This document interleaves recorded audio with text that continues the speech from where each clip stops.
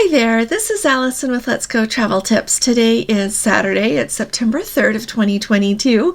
I am back at headquarters here. I am really happy to be home, but I had the very best time and I'm really glad I went.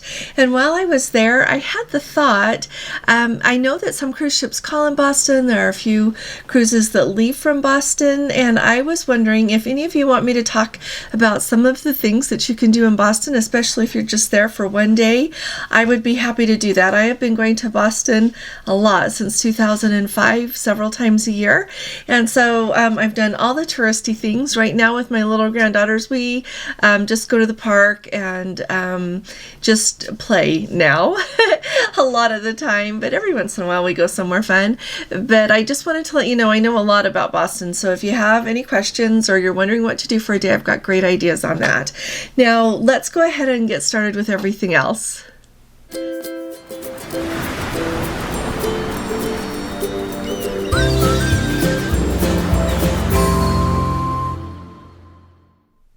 Alrighty, so first of all, Princess has their brand new Love Boat sale. It started on September 1st, just on Thursday, and so I wanted to make sure that you know about it. So a really big caveat with this is in their terms and conditions, they say that it only applies to new bookings. And so you can't go back and change. If you've already booked, you can't make a change to that booking. Okay. I just wanted to make sure that you were aware of it. But what the really big difference is, quite frankly, is they add the benefit of having a $100 excursion credit with if you book the Princess Plus package or if you book the Princess Premier package. It's pretty much just adds that to what you're going to get. And so if you're not familiar with that, with the Princess Plus package, you get to have the Princess Plus beverage package. You get to have the gratuities and the Wi-Fi included with your sailing. And so now this will add a $100 excursion credit to it as well. With the Premier package, you get that Premier beverage package with it, which basically means that you have access to some higher, well, anybody can buy them. But it includes, instead of just the Princess Plus beverage package, covers your beverages that cost up to $12. So if you order something that costs $15, you're going to have to pay for $3 of it. Now the Premier package includes beverages that are up to $18 each. And so that's kind of a difference. It also gives you the Wi-Fi and the gratuities included, but it also adds you into the whole Fun Princess prizes that they are going to do with that as well. So I wanted to make sure that you all know about that. The Princess Plus is $50 a day. Princess Premier is $75 a day. So I just wanted to let you know the sale for the Love Boat sale is going to run from September 1st, which, like I said, just started Thursday, until October 31st. And I do have a list of the voyages that it includes. It does not include every voyage, but it actually includes quite a few. So if you've got any questions about that, put them in the comments below, or you can send me an email. It's kind of a long list, so I didn't think I wanted to read through them all here for you. The next thing that I wanted to make sure that everyone is aware of is the other day I talked about how Royal Caribbean had announced that if you had a future cruise credit with them, if you used it to pay for a cruise and you still had some left, that you could go ahead and use that as onboard credit. Now, the reason that I'm sure they are doing this is to make it easier for people to use their money, because when you have money sitting there with the cruise line, you can't use it. And so it's nice that they're letting you use that as your onboard credit. And I know that their accountants are really excited to get that off their books as well. And so, well, I'm not an accountant for Royal Caribbean, but with the accounting that I do, I would like that to be off my list of worries. So anyway, so they announced that officially to travel agents. The official announcement came out on August 24th, and I wasn't sure what day they made public. And so when I saw somebody else talking about it, I thought, okay, it's all right now. And so it is, I looked at their website. They have a future cruise credit FAQ, and it does not talk about this there. But if you are booked on a Royal Caribbean cruise and you've got those extra future cruise credits, definitely call them or call your travel agent and work on getting those applied so that you can use them on your cruise. Okay. I think it's a really good plan. I wish Princess would do it. I quite frankly don't know why they don't, because like I said, that's a lot to carry all of that on your books and worry about it. And it also makes your passengers very happy when you let them do that. So hopefully we will hear some other cruise lines doing that coming down, like in the future. But I will say that in June, Royal Caribbean announced that they were not going to have their future cruise credits expire any longer. And no one else has said that yet either. So I guess we'll just kind of wait and see. But really, again, hats off to Royal Caribbean on this. Another thing that I wanted to tell you all is I mentioned the other day about Royal Caribbean's gratuities increasing, and that was announced, I think it was back in July, and I remember mentioning it then, but I mentioned it again because I think it's really important for everyone to remember that. Now, everything that I can find out about that is if you are sailing before then, if you hurry up and pay your gratuities before you sail, then you get the old price. All right. But if you wait until you're on the ship and you're sailing September 7th or later, then those are going to get applied to your stateroom, to your onboard account at the new rate. And so I would say if you have got a cruise booked and you're going really soon, hurry up and prepay those gratuities. Okay. And that's just on Royal Caribbean as well. I mentioned, I don't know. I would really like, do you guys think Princess is going to raise theirs soon? I kind of wonder, but we'll just wait and see what they're doing. But I did have the thought that maybe they will follow suit. Now I've got a few updates for you on some different of the cruise ships. And so first of all, thank you very much to Terry. They let us know that they just boarded the Enchanted Princess, and they had no trouble with testing or anything. They just asked if they had taken a test within the last 3 days and if it was negative, and no documentation required. So we had that. And then also the Enchanted Princess just had, I think, they sailed out of Southampton. And so they are like, 6-7 hours ahead of Eastern time here in the United States. And they just had, not too very long ago, they had an emergency evacuation. So the reason I'm telling you all that, as well as another thing I'm going to mention later in today's video, is I always think it's good to know these things happen. It makes me want to make sure I've got insurance when I sail, but also everyone can use our prayers, sending our good thoughts, whatever it is that you do to try to help people. And so I thought I would mention it for that. And I really do hope that everything is okay. Clearly, it's very concerning when you have to be evacuated from a cruise ship. The next thing that I wanted to mention in association with the Enchanted Princess is our Let's Go family member Lori is on. She said that there are 2,300 passengers on board, and she was flying to Heathrow there from Canada. She lives in Canada, and this was just a really big reminder to go early. She was going to go in 2 days early so that she'd have a day in London, and then the next day board the ship. Well, her flight got canceled 3 or 4 times, and so she arrived just on the day that the ship was going to set sail early in the morning, like I think 8:30 she said. And so she hurried up and got the Princess transfer, which she had already booked, and got right down there to the port. So, and she did mention that she had Princess easier. Clearly, they finally got her on a flight. So I am really happy that they were able to help her to get on a flight that wasn't canceled. It was just a series of planes not working, no pilot, just all of the things that we are seeing so much of these days. So please, please, please make sure that you put in extra time, especially if you're traveling extra far, that you can have time to get where you're going and still get on the ship in time. And then also those Princess transfers really are amazing. And the thing that I like about the Princess transfers is they're planning on you. And so, of course, you can hire a car service that will meet you like at Heathrow, take you to Southampton or anywhere else in the world that you're sailing. But I always think that the really nice thing is if your flight is delayed, you don't have to contact somebody and let them know. They're going to be there to take passengers from the airport down to the port on the day the cruise goes.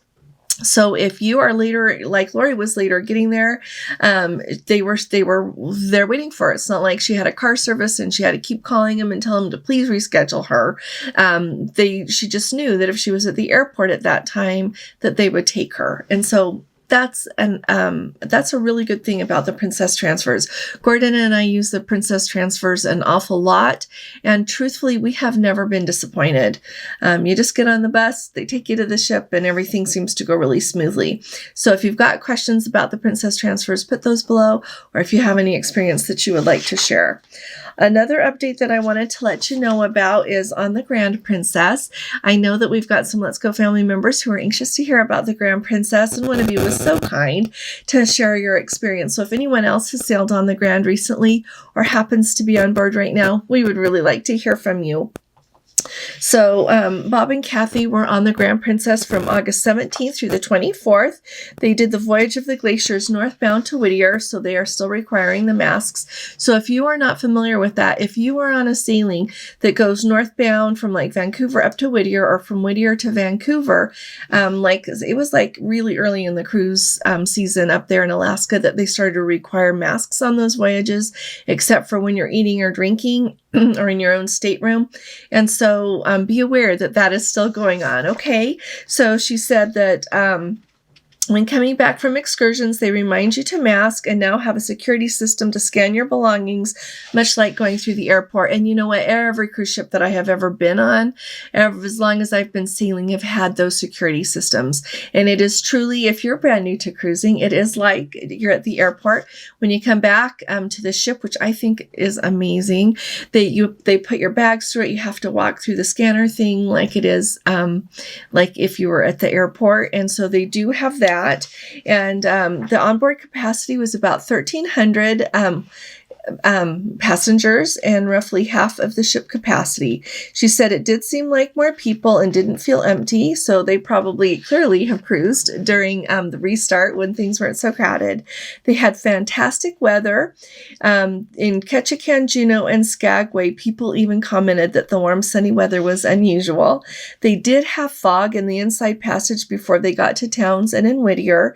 She says because of the many growler icebergs in the bay, they were not able to go see the Marjorie Glacier, which of course was disappointing for some people that hadn't been there yet. The Marjorie Glacier is beautiful, but at the same time, it's just, it's one of those risks you take. You don't know what you're going to get to see. So, but she said they had an incredible voyage. And so no complaints. And I would add that usually, and this is for people that want to know about different cruise ships, usually people are really good to tell us when things are going wrong. And I appreciate that because then it helps people to know what to be prepared for. And so I have not heard anything bad about the Grand Princess this whole cruise season. So I think that your future is bright if you're going to be sailing on her. Now, we've also got an update from the Caribbean Princess, and our Let's Go family member here was on from August 15th through the 31st, and he said that they went to Halifax, Sydney, I'm going to kill this, Nanortalik and Kortok, Greenland. They were supposed to go to Nuuk and UUK, but it was canceled because of a storm. And they said that they have been on lots. They have been on, this couple has been on 66 cruises, you guys. They've also been on Cunard, Norwegian, Royal Caribbean, Oceania, Carnival, and Costa. And he would say that because of this, they've got lots of experience, but they really think that Princess is doing an amazing job. And I love that they are so kind to add that. They've been on 66 cruises covering so many cruise lines. And they say that Princess is doing a really good job on the sailing here that they were on in the Caribbean Princess. So I really appreciate them sharing that with us. They said there were 800 passengers on board that were platinum and 800 that were elite. So clearly a lot of people are back to cruising who have been cruising for a long time. And the other thing I wanted to let you know is that he said they did not have good internet for many days, but they were able to use the WhatsApp on their phone to text their kiddos back in New York, their children in New York. And the person at the computer desk assures me that as long as I am on the airplane mode, they won't be charged. And so their takeaway is to really consider how many sea days you have, especially in colder weather. And that brings me, I also wanted to mention, they mentioned that they didn't have a lot of internet. My sister, who is on the Emerald Princess, said that the internet there is miserable. And I started last night when I was like waiting for everyone to board the plane. I was trying to pull up Emma's. She did a live from the Emerald Princess because she is on there right now as well. And the part that I saw was a little bit hard to see her, but I didn't have time to watch very much of it at all. And so I think it's amazing she was able to do something of a live there. But Princess's Internet, they need to go ahead and work with SpaceX and get that Starlink, the whole fast internet going. So another update that I've got for you here is apparently there is a person overboard on Oceania, and they went overboard as Oceania's Nautica was up sailing on their way up into Turkey. And so I just wanted to let you know about that as well, because clearly there's some family members that need prayers. Apparently they ended up having the Turkish police ended up boarding the ship and investigating, and so I was just sad to hear about that. And so I wanted to let you know as well that your love and prayers are needed there. Finally, this is the last thing for today, but I think it is so important to comment for us to talk about. And so let's talk about this a little bit more on Monday night on our live. We are going to do our live as scheduled. It's always on Monday night at 9 p.m. Eastern time. So I hope you can join us. But there is brand new news that the Quantum of the Seas, which if you're not familiar, she is sailing in Alaska this year. She had an engine, a fire, and the crew member reported that it was in their engine, and they have a really nice synopsis here. I got this off of, I think it's called Cruise Law website. They do a really good job on reporting some things and giving a really good perspective on it. But what they said that there was a fire last night in the engine room in Zone 5. The Bravo announcement, which is the code to alert crew to a fire or other serious incident on board without alarming passengers, was at about 8:50 p.m. And then again, a few minutes later, when the theater let out, passengers were met with fire crews rushing down the stairs. Passengers were visibly a little bit panicked. A crew member is reporting this, like I said. Kilo announcement, which is the Royal Caribbean's general signal for a crew to report to emergency stations, was a little after 9 p.m. And then they went on to talk about just how they managed everything, and that nothing happened as far as having to involve the passengers in it. So and then they reported, let's see what time it was, around 10 p.m. They announced that the fire was out and they were working on clearing the areas to open again. So they have special fire doors, if you didn't know this, on cruise ships. They have doors that they close to make sure the areas stay safe and isolated. They also have water doors. It's really cool, everything that they have on a cruise ship. But so there's this news that this happened, and it is not, you would like to think that there was never ever a fire on a ship, but there is, just simply because of the risks involved with everything. And so, but the thing that I wanted to discuss with you all today is how we should be responding to this. In the article that I read, and you can clearly go on Cruise Law News there and look at it, they talk about, they cited different people's Twitter comments and people, so there were some people who were on the ship. And the thing that really struck me was one lady's comment, and she was saying that, let me see, she said, let's see, she said, what did she say? She said at some point, she said it would have been nice to have more information about where to go and what to do. I was in a panic for at least an hour. And so she said she could see her fire from her balcony about 30 minutes before she heard the first announcement. And so then she was worried, and panicked was the word that she used. So here's what I want us to all think about. And this is me. So I want to hear your opinion as we talk about this. So I always think, and I don't think that this is naive at all, I really do think that the cruise lines, they do have the passenger and crew safety number one. And then second would be the safety of the ports and the people, the places that they visit. I think that that is their number one thing, to make sure that people are safe and healthy and protected.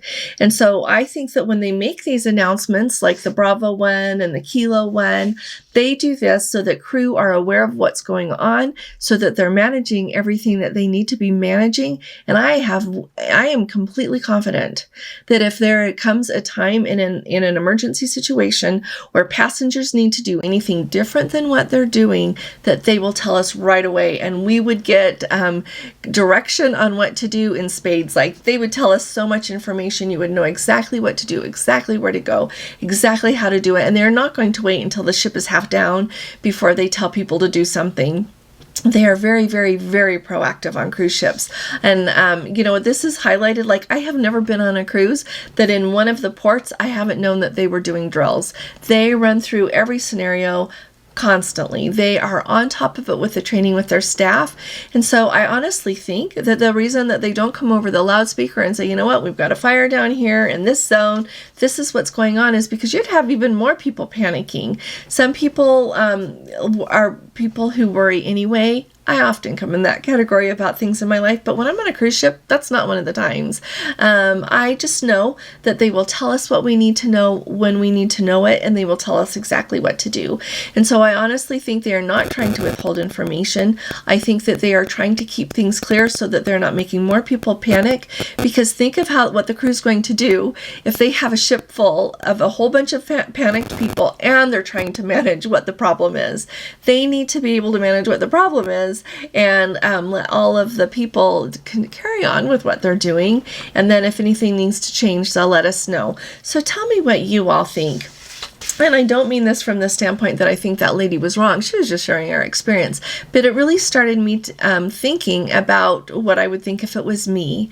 And so I want you to, tell me what you all think. But I wanted just to share with you that I have seen so much training and so many drills on cruise ships. They run through them all the time. And like I said, I know that they think of every scenario. They think of everything that could happen. And then they figure out how to manage it, and how to manage it without involving passengers, with making things continue to go smoothly. And so I just wanted to share that with you.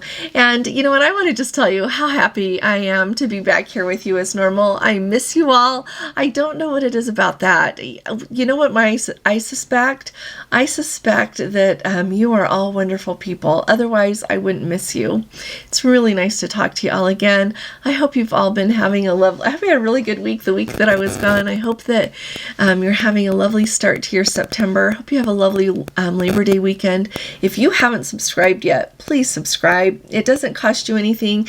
It just helps us out. The way it helps us is we don't even earn anything from you subscribing.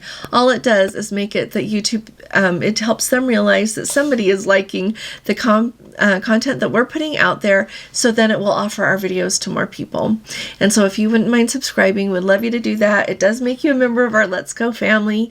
And if you appreciate these updates, would you please give this video a thumbs up? That does the same thing, helps people.